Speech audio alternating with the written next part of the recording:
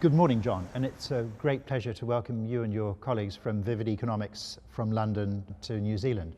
The idea that an all-party group of MPs should have commissioned that work and had some financial support from organisations in the private sector is a very good example of where New Zealand's starting to come together to work out how to meet our climate commitments, but also at the same time improve our economy and our environment.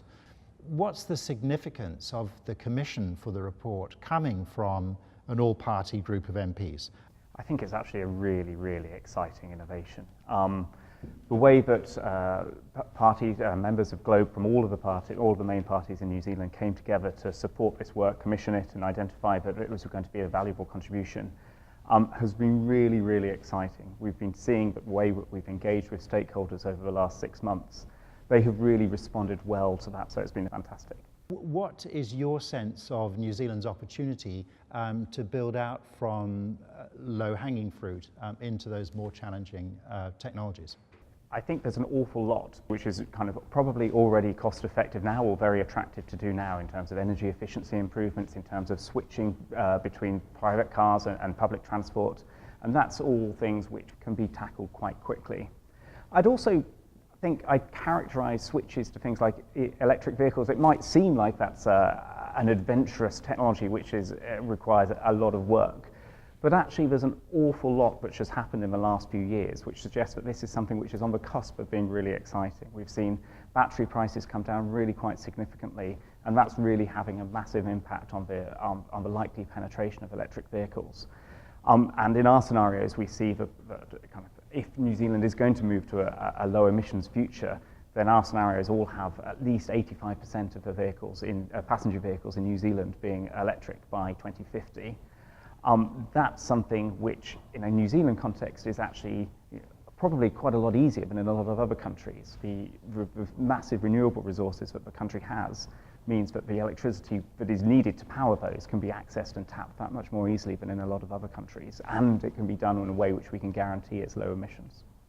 To start driving this in the right direction, do we need some incentives such as fee baits based on a sliding scale from high emissions vehicles down to zero emission vehicles? I think that's absolutely right. In our report, we really identified that there's two main things to be thought about in terms of policy incentives. Firstly, it's not going to be possible to get to a low emissions future, which includes electric vehicles and a whole host of other low emissions technologies, without a robust and credible emissions price. And getting that right and getting that rising over time in a way which investors recognize and feel is predictable and that they can make investment decisions on the back of is going to be absolutely crucial. But I think it's really, really important to stress that just doing that is not going to be enough. And the experience we see from around the world is actually you need to complement an emissions price with a range of other regulations. And that can be vehicle efficiency standards, it can be fee-based systems. There's a whole host of different opportunities out there and different mechanisms that can be explored. Another theme is about the shift to some extent from pastoral farming to horticulture and other land use changes in the primary sector. Is there a challenge though? In pastoral farming, there are high value products of deep science such as infant formula, whereas in horticulture it's hard to get beyond a crop, a piece of fruit, a vegetable. And therefore, is there a danger that we get locked into relatively low value commodity products? So I think there's a number of things I would say in response to that. The first one is we are not talking about in any of our scenarios the complete decimation of the dairy stock, and we're not talking about completely removing New Zealand's cows over the next 30 or 40 years. And the second thing is that if we look at the statistics over the last few years, what we actually see is that horticulture has actually been an incredibly fast-growing industry, which is actually generating quite a lot of value for the New Zealand economy. And especially when we bear in mind that horticulture is more than just lettuces or carrots, but it includes wines and a wide range of different products and crops. And then the third thing I would add is that when thinking about what constitutes value or measuring value, it's going to become increasingly important for New Zealand and indeed the world to factor in the costs which aren't currently factored into the assessment of value. And by that I mean, of course, the emissions costs, and also the water quality costs associated with a lot of the land use patterns that we see at the moment. On the third broad theme is, of course, forestry. One of the scenarios has a very big role for forestry, but you point out that there's a danger we could overdo forestry in terms of such big land use changes that would be very disruptive to rural communities and to rural economies. What are some of the other risks of becoming too dependent on forestry?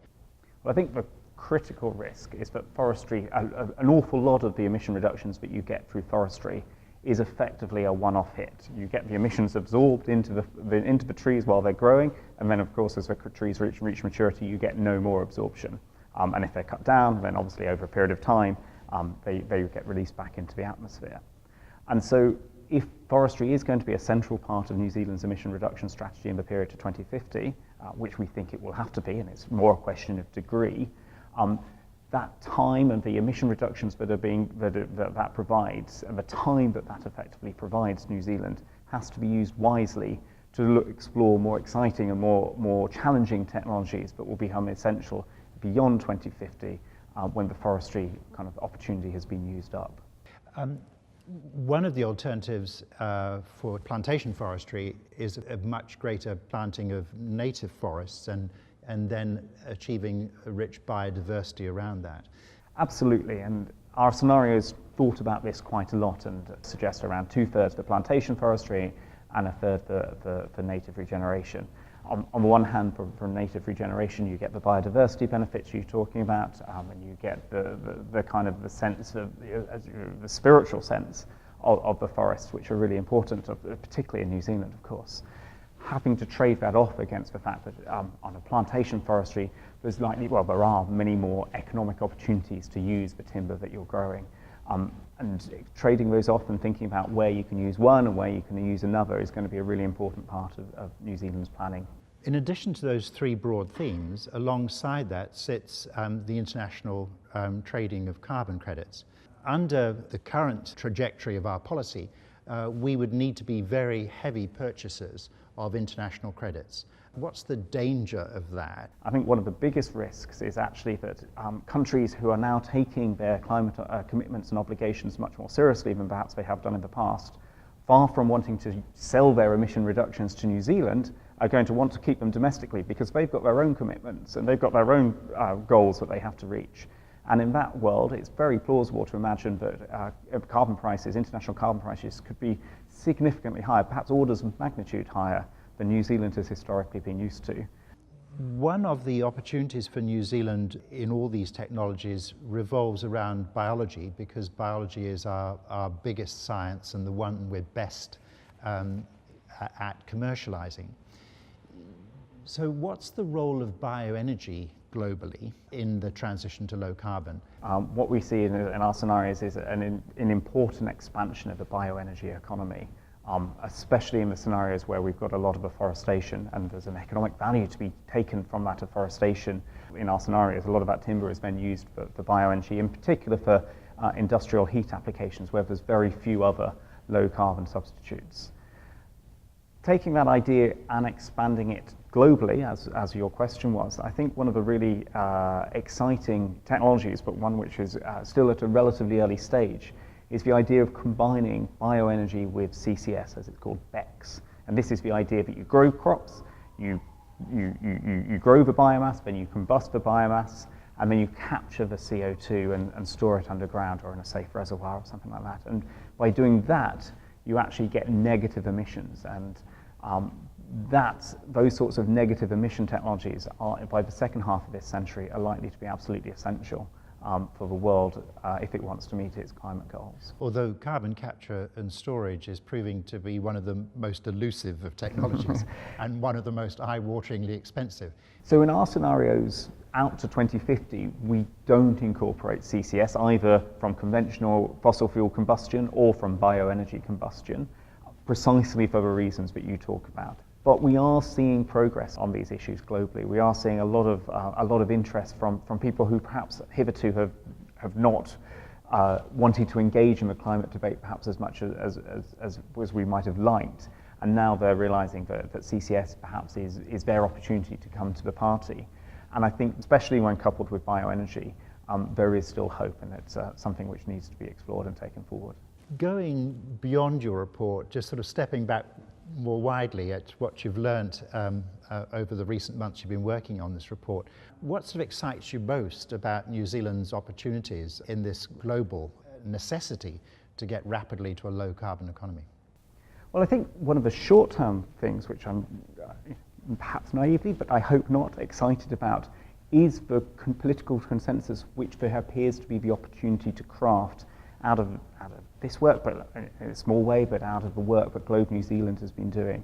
And it does really feel to me that New Zealand is entering a new chapter of its climate change ambitions and its climate change policy, where there is an opportunity for consensus on these issues.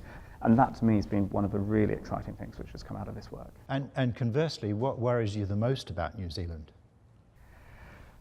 I think some of the challenges, clearly there are some very significant challenges that the country faces. One of the key implications of our work is that there would need to be a change in the patterns of land use, a transformation of the agriculture sector.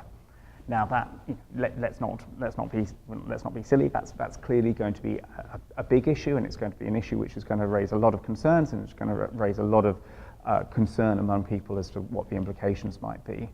But at the same time, I would stress that we're only talking about similar sorts of changes and similar sorts of patterns and trends to those that we've seen in the past. So even though it's a challenge, I have hope.